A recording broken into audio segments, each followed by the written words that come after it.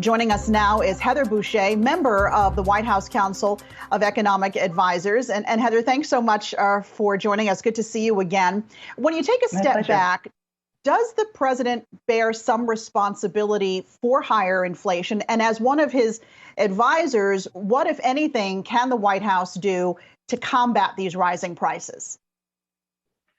Well, when the president came into office, his number one goal was to work to contain the pandemic, getting shots in arms, and then to make sure that families and businesses all across the country and communities were made whole while we sort of weathered the storm of the pandemic, while we got through it. And so the American Rescue Plan was designed to do just that, to support families and businesses throughout the crisis. And then, of course, we got hit by Delta over the summer. So the pandemic has lasted longer than people had hoped for, but folks have been working really hard to contain it.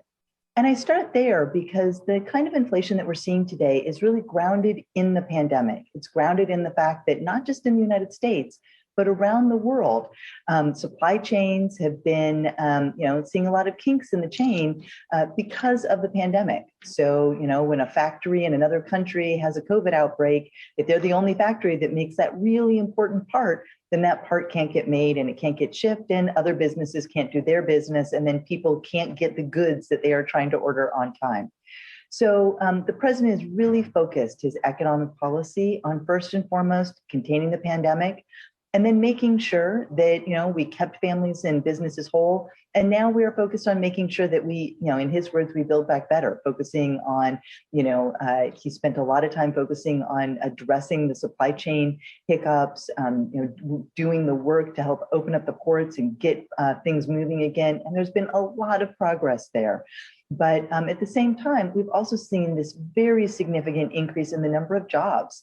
So in terms of those goals, we have certainly exceeded them. Forecasters a year ago said that it would take another 2 years to get to an unemployment rate of 4.6%, and that is where we are today. So, when you look at the big picture, there's a lot to really that we've accomplished in the economy so far. And so I want to turn your attention, ma'am, to that Build Back Better plan. The CBO is expected to provide us results with their research to find out if this is fiscally solvent. But then there was, for example, a comment from Senator Portman just a short time ago. He is adamant, saying that this is the wrong time for this social spending because inflation is rampant. When the president proposed this bill, when he envisioned it, we were not staring down a 6% handle on inflation. What comments do you have to address that? And then again, Senator Manchin, there are so many concerns with what is in the bill. He does not favor paid family leave being in it.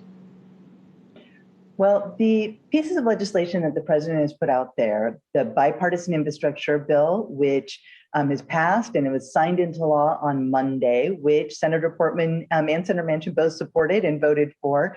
That is a significant investment in America's long-term growth. It's going to fix bridges and roads across the country, not just today, but for years to come. This is a long-term investment that's going to support communities. It's going to make sure that we get those leaded pipes out of our water systems, and it's going to make those investments in the future so that America can be competitive, such as making sure that there are electric vehicle charging stations all across America. Now, the legislation that we are still working on getting across the finish line, that, as you noted, the Congressional Budget Office would be giving their assessment of the spending and revenues for that. That is the Build Back Better legislation. And that is about making sure that families have what they need to succeed in the economy. It is about making sure that families have access to affordable childcare. So that again is not a quick hit. It's not a one-time drop of money that's going to lead to inflation. In fact, quite the opposite. And economists across the spectrum have been in agreement on this, that legislation is going to improve our labor force participation over time. It's going to help families with care responsibilities, both with children and with elder care, be able to get into the labor market and stay in those jobs and be productive. It's going to make sure that we're making the investments that the United States needs to make in order to be competitive over the course of this century. We all know that climate change is here and that a lot of other countries are focusing on the innovation and the production that they need to do to create those green technologies. The United States needs to catch up and make those investments as well.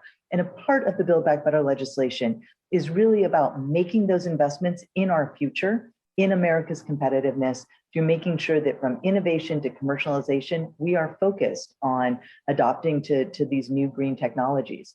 So the big pieces of Build Back Better are about long-term investments, they're about productivity growth, and it's about improving labor supply, none of which will add to price increases. In fact, just the opposite. This is what's going to keep our economy strong and prices contained for years to come. Heather, as an economist and as one of the president's advisors, are you advising him on his nomination for the next head of the Federal Reserve? And also, I'm wondering what the one thing is you'd like to see the next Fed chair do, whether that is Mr. Powell or Ms. Brainerd or whomever, to manage inflation and the economic recovery? Well, working here at the White House, we do not comment on Federal Reserve policy. So I will leave that at that. But I will say that, one of the most important questions, and one that the president has elevated through an executive order he put out earlier this year, is to make sure that as we're thinking about our financial system and as we're thinking about the economy at large, that we are attending to the role that climate change will play in creating instability. So climate change is going to bring physical damages to places that are hit by droughts or hurricanes. We're already seeing the United States have costs due to climate change of about $100 billion a year. And at the same time, there are these transition costs, transitioning to green technologies.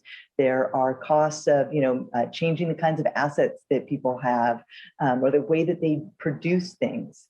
And so I think that as we're thinking about management of the economy, as we're thinking about the financial system, really making sure that we are taking into account these physical and transition costs of climate change, that's an urgent and number one priority. And ma'am, I want to ask you, Americans are so concerned, right? Coming into the winter, colder weather, higher fuel costs. They're paying more for their gasoline. A new report saying Thanksgiving dinner will cost them 14% more this year. They're very worried. And Republicans argue that too much money has been pumped into the system, right, through the American Rescue Plan. But one of the ways the Biden administration can help is that there was a provision in that American Rescue Plan, $1.9 trillion it was in the coronavirus relief package, that can actually help with fuel costs for low-income families. Isn't that right?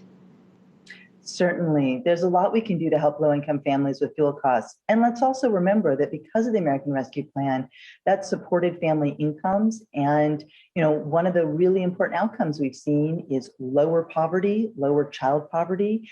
And let's not forget that this time last year, the news was filled with stories of mile-long lines at food banks, people going hungry all across America because we had such high unemployment, and because the pandemic was not contained, and because we had not provided sufficient support to American families.